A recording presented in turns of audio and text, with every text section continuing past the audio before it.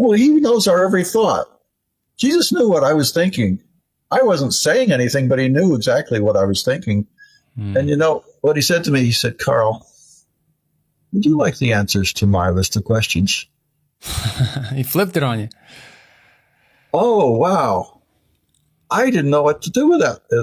Momentarily, I thought about, I have no idea what his list of questions is. Certainly going to be different from my list of questions. And I finally concluded whatever his list is, it's going to be better than mine.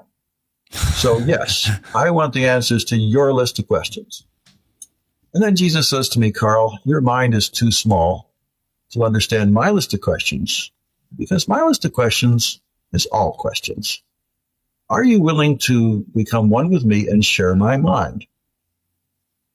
Well, at that point, I had done a lot of research into near-death experiences, and in none of those stories did anyone ever become one with God and share his mind. I had no precedent for that. There was nothing in the scriptures, anything like that.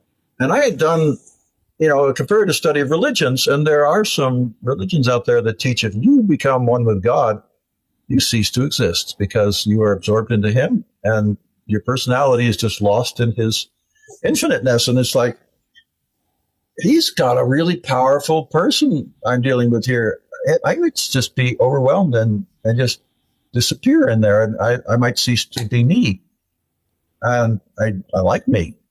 I wasn't interested in, just being absorbed and disappearing into God. But then, I realized he loved me.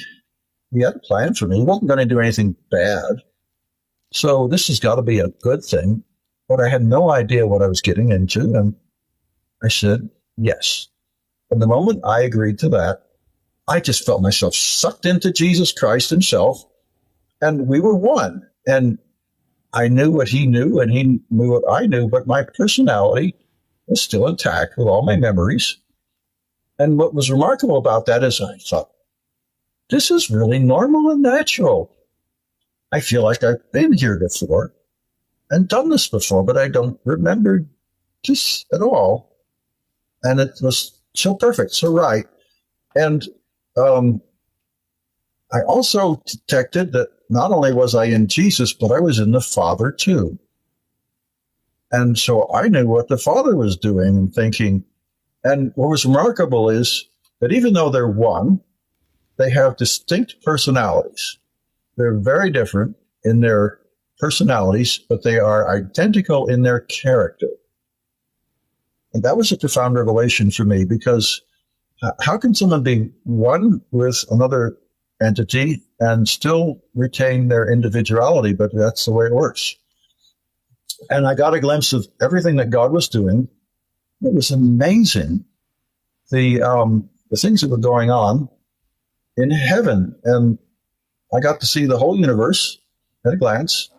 And I realized there are many worlds out there, and there are worlds out there that have people on them, human beings like us.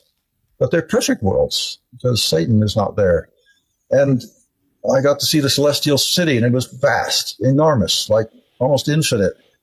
And yet I could comprehend that at a glance without any difficulty. And the activities going on there are amazing. The things that are, God is very dynamic. We think of God as being some static divine being that sits on a throne and surrounded by angels and kind of just sits there like he's painting a portrait. But no, he is involved in so many different things, and they're so powerful, so energetic, so dynamic, so diverse. There's no end to them. And that was just a glimpse I got. And then this wall came around the mind that I shared with God and Christ, and it narrowed everything down to one subject, and that was human history.